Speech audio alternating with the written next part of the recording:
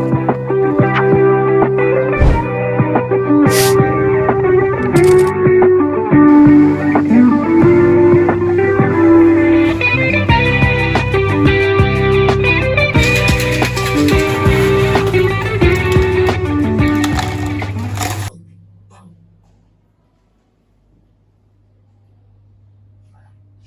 selamat siang. Perkenalkan nama saya Angga Bebrianiyatama.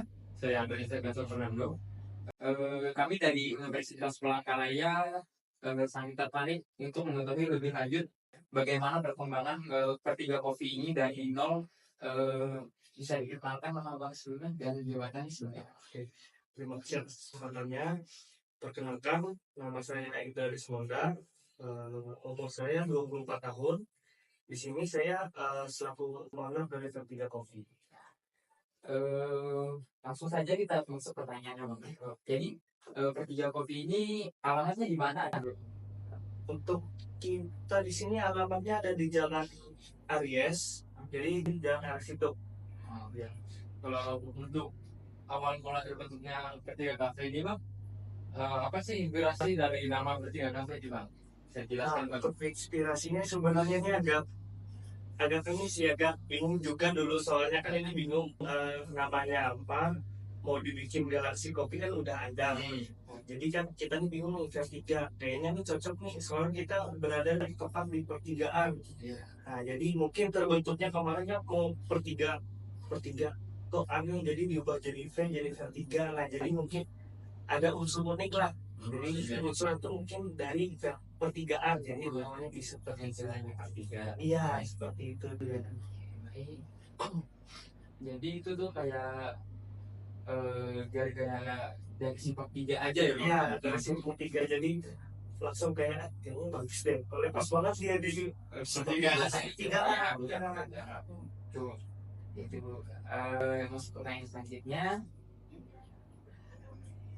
Sebelum membuka kafe Pertiga ini Bang, Abang itu ada basic kopi kayak contohnya kayak latte, kopi espresso atau V60 atau memang benar-benar kosong nggak tahu apa gitu Bang? Oke, dulu kalau memang basic saya jujur nggak ada sih, jadi mungkin dulu terjadi sendiri, yang dimana dulu kan sebelum bangun memang uh, Vertiga, dulu sebelum mau Vertiga saya udah beli mesin sendiri. Nah jadi beli mesin sendiri, jadi belajar sendiri lah. Nah, otodidak, jadi rencananya untuk bikin coffee shop. Kan dulu masih belum tahu nih coffee shopnya apa, jenisnya gimana, konsepnya gimana. Jadi beli mesin lah dulu gitu. Eh, Kebetulan ada modal juga untuk beli mesin.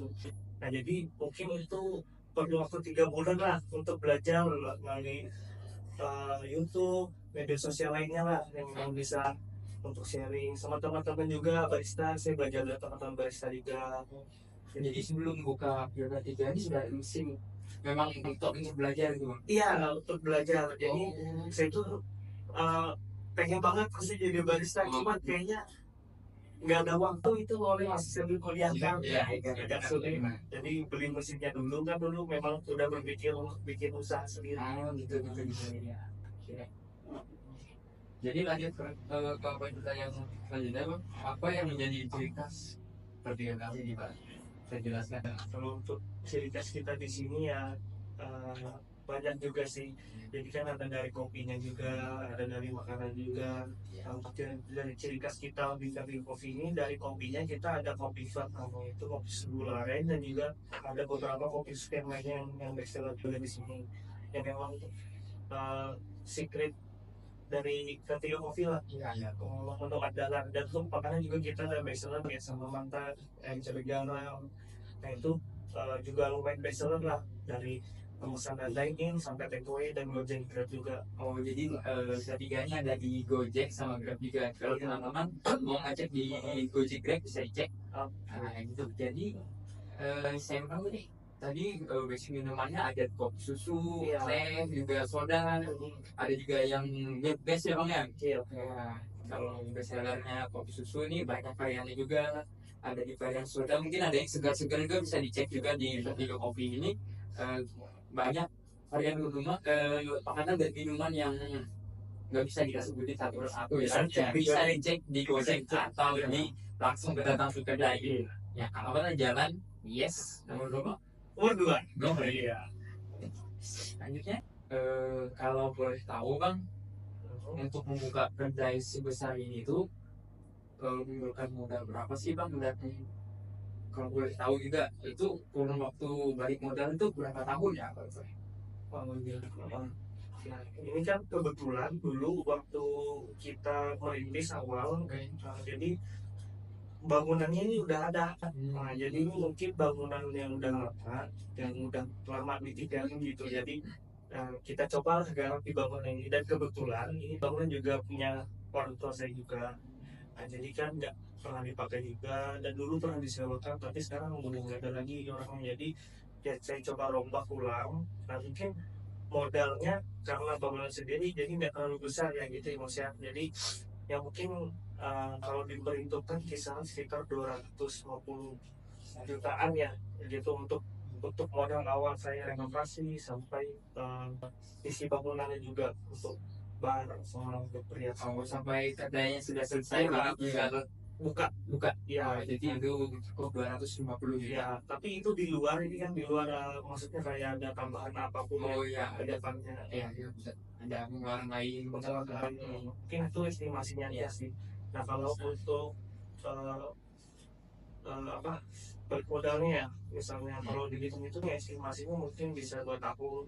Kalau memang ada banyak kendala, biasanya kan banyak kendala, misalnya kita bisa renovasi atau perbaikan apapun itu mungkin bisa buat sampai 3 tahun lah kita target untuk balik modal dulu.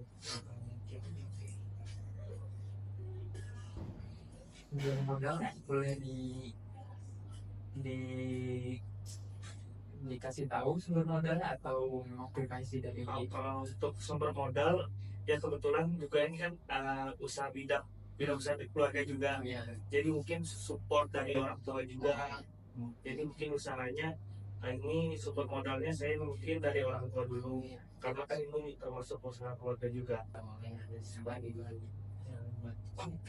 Untuk selanjutnya bang, jumlah karyawan nih bang di sini nih, dan bagaimana sih bang abang menghandle dari karyawan sebanyak itu bang? Nah, kalau jumlah karyawan kita di sini nggak terlalu banyak sih. Jadi di sini kan ada terbagi shift juga. Jadi totalnya kita di sini ada 5 barista, 5 barista, 5 kitchen. Nah, jadi untuk barista kitchen ini udah ada shiftnya masing-masing. Jadi kalau misalkan shift pagi itu kan dari jam 9 sampai jam 4 sore, itu untuk baristanya 2 orang, dan untuk dapurnya 2 orang juga. Untuk malam shift kedua tuh dari jam 4 sampai jam 11 malam, untuk beritanya 3, untuk kitchennya 3 orang juga. Jadi kalau untuk malam dia agak banyak sih, jadi harus banyak juga yang kerja. Iya, soalnya keluarnya agak Iya, sama juga ada 1 orang lagi untuk content creator yang marketing digital, dan juga di sosial media juga kita yang megang dia juga. Jadi jumlahnya itu agak sekitar 11 orang semua. Terus Content creator yang jam buka itu dari jam 9 sampai jam 11 malam bang ya? Iya, kalau yang personal. Kalau jam personal, tapi kalau sistem libur karyawan ini bang gimana nih? Dia ambil satu orang per minggu atau semua langsung libur hari? Kalau kita di sini kebetulan liburnya ada 1 hari dalam seminggu. 1 hari dalam seminggu. Jadi kita ngambil libur itu setiap hari Senin. Jadi hari Senin itu kita close, benar-benar close. Itu nggak lengkap, dan itu untuk biasa kita ada yang tidak cleaning atau kita jalan-jalan sama karyawan juga, kumpul-kumpul, siapa tahu ada kesibukan soalnya. Soalnya hari Senin itu kita kan identik dengan adik ke kantor, yang yang sibuk ngurus berkas, Ya, kayak gitu. mungkin 1 hari lah kita gunain untuk mengurus hal-hal tersebut. Jadi kita juga kadang bersih AC juga kan, maintenance mesin ini segala. Ya, jadi liburnya tuh di awal minggu. Iya, awal gitu biasa setiap hari Senin. Masuk di pertanyaan yang 7, apa yang mendominasi dalam pelayanan kopi abang ini, apakah dari kenyamanan customer abang menyediakan tempat yang nyaman, atau dari harga yang murah, atau yang lainnya mungkin abang ada? Oh iya. Kalau yang pasti yang seperti Mas bilang berarti mungkin tempatnya kita kebetulan juga nyaman, yang kita buat sehobi mungkin lah Iya. untuk para pelanggan yang datang. Nah, dan juga untuk harga ya relatif ya Mas ya, karena harga juga eh, mengikuti pasar yang ada lah. Tapi kita mengikuti pasar mahasiswa yang memang karena mahasiswa seperti ini kita mengikuti lah untuk seharga untuk transportasi shop seharga mahasiswa. Untuk makanan juga nggak terlalu mahal. Kita rasa di under 30 lah, di under 25 udah bisa dapat makanan seperti itu. Oh, jadi ini ada yang indoor sama outdoor gitu bang ya? Iya. Di indoornya kita nyediain ruang beraksi tapi nggak boleh merokok. Iya. Outdoornya kita boleh merokok. Bisa untuk nongkrong juga mungkin. Di yang di indoornya mungkin ada yang mengerjain tugas, bisa juga di indoornya. Untuk kenyamanan dingin gitu siang-siang. Kalau panas banget kan biasa cewek-cewek nih yang penuh di dalam banget. Kalau cowok-cowoknya pasti ngerokok di luar. Ya, gitu. Oke bang, lanjut lagi bang ke pertanyaan selanjutnya. Bagaimana sih Bang, cara abang memperluas pasarnya bang, dari vertical cafe ini? Apakah dengan cara digital marketing atau bekerja sama dengan influencer yang ada bang? Oke, untuk sementara kita untuk memperluas vertical coffee ini mungkin dengan cara mengenalkan di media sosial. Jadi kita untuk sekarang cuma ada di mana ada satu konten kreator itu mengurus media sosial kita untuk memperkenalkan menu-menu dari vertical coffee yang melalui media sosial dari TikTok, dari Facebook, Instagram yang di-share ke teman-teman gitu. Jadi untuk sementara kita cuma bikin video perkenalan menu-menu sama ini juga kan promosi sama juga sosial untuk foto-foto juga share ke orang-orang lah. Nah, seperti itu. Ya biar tahu mungkin alamatnya di sini gitu. Oh, berarti ini ada di Instagram juga. Kalau boleh tahu nama Instagramnya apa bang? Kalau nama Instagramnya @vertical coffee. Kalau nama Facebooknya vertical coffee. Cari aja itu. Cuma di Instagram dan juga update story setiap pagi ya bang. Setiap pagi update story. Kalau memang ada Promo mungkin ya bang. ada promo saja story Instagram gitu. Ya. Selanjutnya apakah di ketiga kopi ini setiap tahun tuh ada inovasi terbaru atau ada hal-hal baru yang muncul gitu seperti menu atau tempat yang baru gitu bang? Di setiap tahun ya apakah ada renovasi gitu? Jadi kebetulan kita kalau setiap tahun kita pakai libur. Jadi di akhir tahun kita ada libur panjang. Jadi biasa kita libur Desember itu dari biasa ya kalau memang dari udah 2 tahun terakhir kita libur itu dari tanggal 23 biasa sampai awal tahun, besok dari 4 Januari atau 5 Januari lah kita udah buka. Nah libur itu sekitar 2 minggu liburnya, jadi itu kita manfaati untuk renovasi.